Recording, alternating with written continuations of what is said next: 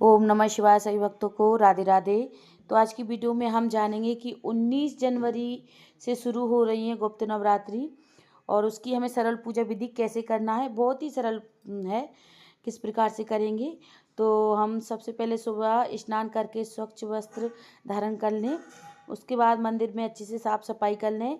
आप मंदिर में ही पूजा कर सकते हैं, आप चाहें तो चौकी अलग से भी लगा सकते हैं, पर चौकी हमें ऐसी लगाना है जिस पे किसी की नज़र ना पड़े, क्योंकि ये गुप्त नवरात्रि हैं तो हमें गुप्त तरीके से ही पूजा करना होता है। तो आप एक पटला ले लें, पटले पे चौकी लगा लें, चौकी लगाकर उस पर कोरा लाल वस्त्र धारण करें, वस्त्र बिछा दें उस पर कोरा। और फिर आप चाहें तो कलश विराजमान कर सकते हैं। मैं बहुत ही सरल पूजा विधि बता रही हूँ, इस वजह से मैं कलश नहीं रखूँगी। आप चाहें तो कलश रख सकती हैं, नारियल रख सकते हैं, कलश के ऊपर कलश रख सकते हैं। तो मुझे कलश नहीं रखना है, इसलिए मैं इस प्रकार से पूजा करूँगी, बहुत ही सरल विधि से।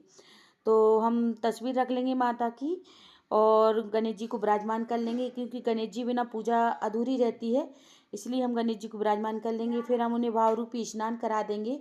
पूरी शुद्धता और पवित्रता से हमें इसकी पूजन करना है माँ की। और गुप्त नवरात्रि की पूजा इसी प्रकार से की जाती है, गुप्त तरीके से की जाती है। तो आप इस प्रकार से चौकी लगाएंगे, किसी को दिखे ना। तो आप स्नान करा दें। स्नान कराने के बाद ही हम फिर सभी को तिलक कर देंगे। शेर को भी हम तिलक कर देंगे और गणपति जी को हमने तिलक कर दिया है। और जो सिंदूर आता है माता का, उस सिंदूर से भी हम तिलक कर देंगे। तो इस प्रकार से हम तिलक कर देंगे। तिलक करने के बाद फिर हम माता को वस्त्र रूप में कलावा समर्पित करेंगे और गणपति जी को भी हम कलावा समर्पित करेंगे। तो आप कलावा समर्पित कर दें। आपके पास अगर चुनरी है तो माता रानी को चुनरी उड़ा दें, अगर चुन्नी नहीं है तो आप वस्त्र रूप में कलावा समर्पित कर सकते हैं। अक्षत समर्पित करेंगे हम। तो इस प्रकार से मैं एक ही हाथ से वीडियो बना रही हूँ, इस वजह से मैं आपको दिखा नहीं पा रही हूँ। और देखिए, फिर हम चावल भी समर्पित कर देंगे और फिर हम इत्र लगा देंगे। इत्र जरूर से लगाना है, जिससे सुगंध आती रहे माता के पास। तो हम इस प्रकार से इत्र लगा देंगे। इत्र लगाने के बाद ही हम फिर दीपक प्रज्वलित करेंगे। तो आप चाहें तो दीपक प्रज्वलित पहले भी कर सकते हैं, लेकिन हम चौकी लगा लेते हैं, उसके बाद ही दीपक प्रज्वलित करते हैं। तो इस प्रकार से हम दीपक को प्रज्वलित कर लेते हैं, धूप दीप दिखा देंगे। और फिर उसके बाद जो भी हमें भोग लगाना है वो भोग लगा देंगे। आप कलश विराजमान कर सकते हैं, आपको करना हो, मैंने आपको बता दिया है। दुर्गा सप्तमी का चालीसा का पाठ कर सकते हैं आप नवरात्रियों में, जिससे हमारी मनोकामना पूर्ण होती है।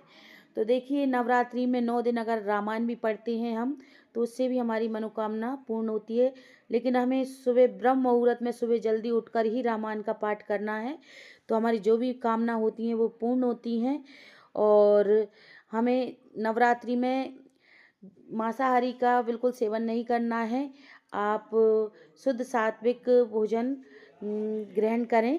लहसुन प्याज इसको भी आप छोड़ दें और ब्रह्मचारी का पालन करें। 9 दिन तक अखंड ज्योत भी जला सकते हैं, लेकिन मैं अखंड ज्योत नहीं जलाऊंगी। मैं बहुत ही सरल विधि से आपको पूजा बता रही हूँ, इसलिए तो मैं डेली पूजा करूँगी जब भी दीपक जलाऊंगी। तो देखिए, हम लौंग का भोग लगाएंगे माता रानी को। तो 2 लौंग ले लेंगे, थोड़ा सा घी ले लेंगे। आप चाहें तो बतासे रख कर भी भोग लगा सकते हैं।